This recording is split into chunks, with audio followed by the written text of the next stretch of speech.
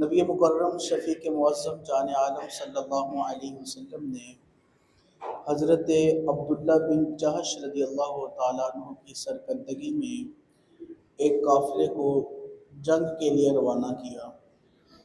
اب یہ مہینہ چل رہا تھا جمادی الثانی کا۔ صحابہ کرام قافلوں سے جنگ لڑ رہے تھے اور انہیں یہ تھا کہ آج 29 تاریخ ہے جمادی الثانی کی، اور کل جو ہے وہ رجب کی پہلی تاریخ ہوگی۔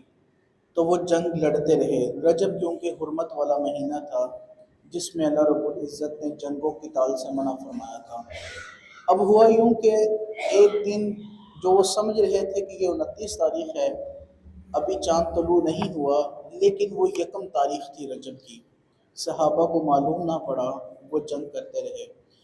جو کافر تھے انہوں نے پھر صحابہ کرام کا، مسلمانوں کا مذاق اڑایا اور طرح طرح کی باتیں کی۔ کہا کہ تمہیں اتنا بھی عقل نہیں ہے کہ تم حرمت والے مہینے میں لڑ رہے ہو، حالانکہ تمہارے رب نے اور تمہارے رسول نے منع کر رکھا ہے۔ یہ انہوں نے اعتراض باندھا مسلمانوں پر۔ اللہ رب العزت کے پیارے محبوب صلی اللہ علیہ وسلم سے صحابہ نے سوال کیے اس متعلق کہ اب کیا حکم ہے؟ تو یہ باری تعالیٰ نے آیت مبارکہ نازل فرمائی۔ یسألونک، اے پیارے حبیب وہ آپ سے سوال کرتے ہیں، عن الشہر الحرام، کہ حرمت والے مہینے میں، قتال فی، اس میں جنگ کرنا، اس میں لڑنا۔ کل، آپ فرما دیجئے، قتال فیہ کبیر، کہ حرمت والے مہینے میں لڑنا بہت بڑا گناہ ہے۔ وصد، اور روکنا، عن سبیل اللہ، اللہ کے راستے سے، وکفر، اور اللہ کا انکار کرنا، بہ والمسجد الحرام، اور مسجد حرام سے روکنا، واخراج اہلہ منہ، اور مسجد حرام میں رہنے والوں کو وہاں سے نکالنا، اکبر عند اللہ، یہ حرمت والے مہینے میں قتل کرنے سے بھی بڑا گناہ ہے۔ والفتنۃ اکبر من القتل، اور جو فتنہ ہے اللہ رب العزت نے فرمایا یہ قتل سے بڑا گناہ ہے۔ فتنہ، سازشیں کرنا، تنگ کرنا کسی کو۔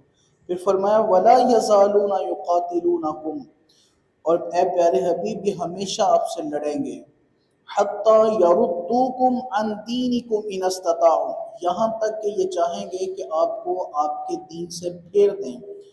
پھر فرمایا ومن یرتد منکم، اور جو تم میں سے دین سے پھر جائے، عن دینہ، اپنے دین سے، فیمت، اور وہ مرے، وہو کافر، اور وہ کفر کی حالت میں ہو، فاولئک، بس یہی وہ لوگ ہیں، حبطت اعمالہم، حبطت، ضائع ہو جائیں گے، اعمالہم، ان کے اعمال، فی الدنیا والآخرہ، دنیا اور آخرت کے، وَأُولَئِكَ أَصْحَابُ النَّارِ، اور یہی وہ لوگ ہیں جو آگ والے ہیں، جو جہنم والے ہیں، ہم فیہا خالدون، اور ہمیشہ ہمیشہ جہنم میں رہیں گے۔ سامعین دی گرامی قدر، اس آیت مبارکہ میں اللہ رب العزت نے ان کافروں کو جواب دیا۔ کہا کہ تم کہتے ہو کہ حرمت والے مہینے میں قتل کرنا یہ گناہ ہے، فرمایا اس سے بڑا گناہ تو یہ ہے کہ اللہ کی مسجد سے تم نے لوگوں کو روکا، مسجد حرام سے روکا، اور وہاں کے جو رہنے والے تھے ان کو مسجد حرام سے نکالا، اور تم نے اللہ کا انکار کیا۔ فرمایا یہ تو اس سے بھی بڑا گناہ ہے۔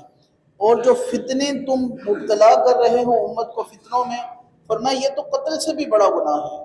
یہ اللہ رب العزت نے یہاں پر بیان فرمایا، اور پھر آخر میں فرمایا اے پیارے حبیب جو مرتد ہو جائے، دین اسلام سے پھر جائے، خالق کائنات اللہ عز و جل سے ہمیشہ یہ دعا کیا کریں، الہی خاتمہ بالایمان فرمانا، ہمیشہ یہ دعا کیا کریں۔ یہ بہت بڑی دعا ہے۔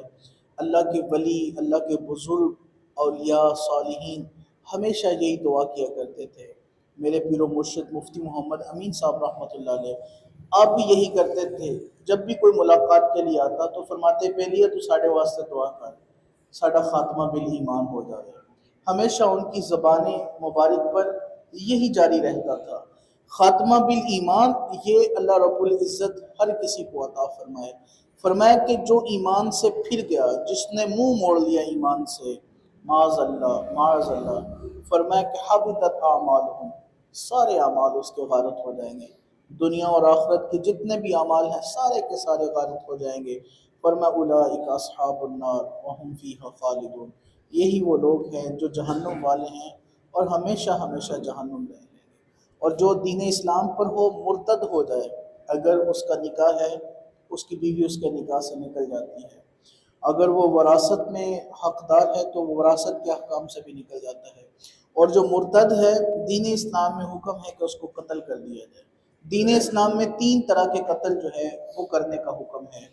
ایک تو پہلا قتل عمد، کسی نے کسی کو جان بوجھ کر قتل کیا، شریعت یہ حکم دیتی ہے کہ اس کو ویسے ہی جیسے اس نے قتل کیا ویسے اس کو قتل کر دیا جائے۔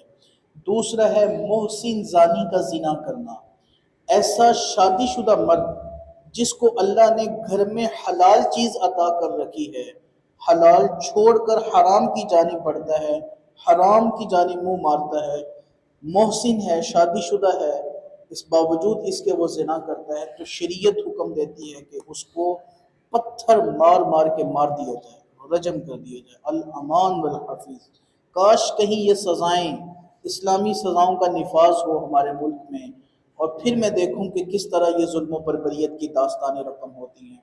اور تیسرا جو قتل ہے شریعت میں وہ ہے مرتد کا، جو دین اسلام سے پھرا، شریعت حکم دیتی ہے اس کی گردن اڑا دی جائے۔ یہ 3 طرح کے قتل جو ہے وہ اسلام میں جائز ہے۔ اگلی ہی آیت مبارکہ میں اللہ رب العزت نے پھر ارشاد فرمایا ان الذین، بے شک وہ لوگ آمنو جو ایمان لائے، والذین اور وہ جو ہاجروا جنہوں نے ہجرت کی، وجاہدوا اور جہاد کیا، فی سبیل اللہ اللہ کی راہ میں، اولئک یرجون رحمت اللہ، یہی وہ لوگ ہیں جو اللہ کی رحمت کی امید رکھتے ہیں۔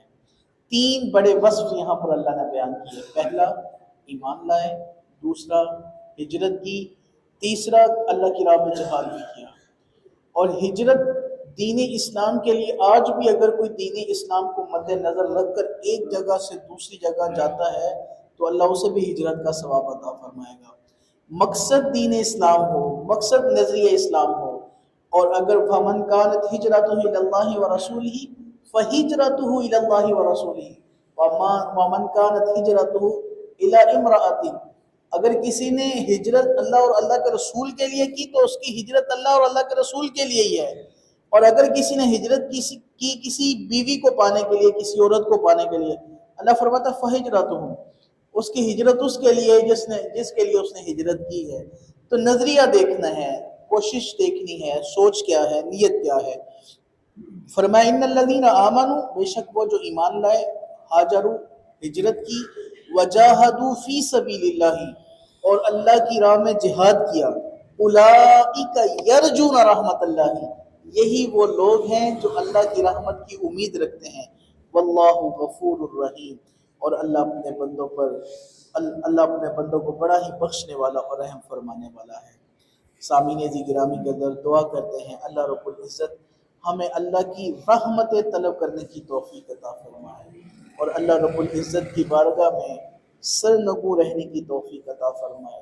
خالق کائنات اللہ عز و جل ہمیں ہر ایسے کام سے محفوظ رہنے کی توفیق عطا فرمائے جس کو نہ رب پسند کرتا ہے نہ رب کا رسول پسند کرتا ہے۔ باری تعالیٰ ہمیں قرآن مجید پڑھ کر سمجھنے اور سمجھ کر عمل کرنے کی توفیق عطا فرمائے۔ آمین بجاہ طہ و یاسین۔ السلام